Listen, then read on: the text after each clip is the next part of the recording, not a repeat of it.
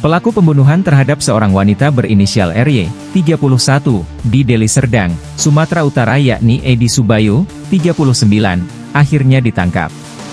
Terkuak fakta baru, bahwa setelah menghabisi nyawa korban, Edi masih membawa mayat tersebut menggunakan motor berkeliling.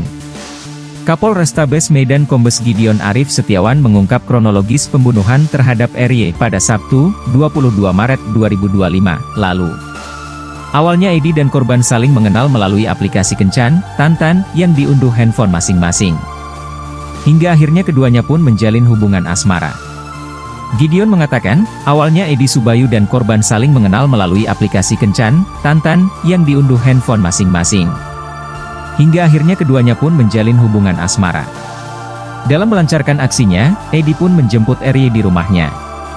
Kemudian, pelaku membawa korban ke kamar indekos pelaku di Desa Medan Krio, Kecamatan Sunggal, Kabupaten Deli Serdang.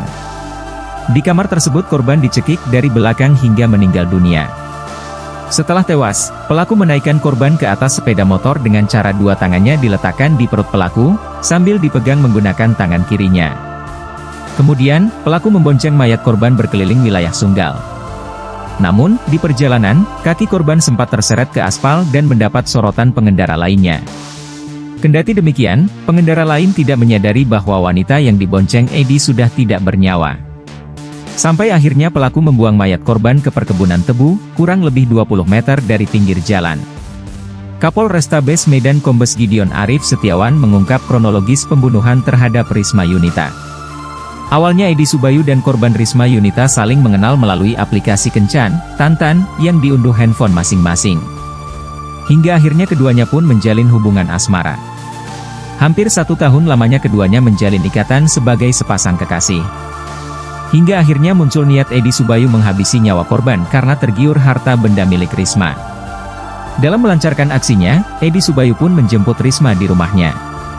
Kemudian, pelaku membawa korban ke kamar indekos pelaku di Desa Medan Krio, Kecamatan Sunggal, Kabupaten Deli Serdang. Di kamar tersebut korban dicekik dari belakang hingga meninggal dunia. Setelah tewas, pelaku menaikkan korban ke atas sepeda motor dengan cara dua tangannya diletakkan di perut pelaku, sambil dipegang menggunakan tangan kirinya. Kemudian, pelaku membonceng mayat korban berkeliling wilayah Sunggal. Namun, di perjalanan, kaki korban sempat terseret ke aspal dan mendapat sorotan pengendara lainnya.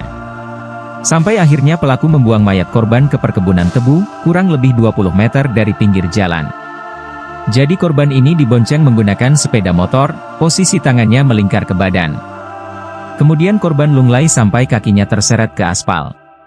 Sempat ditegur warga sesama pengguna jalan, kata Kombes Gideon Arif Setiawan.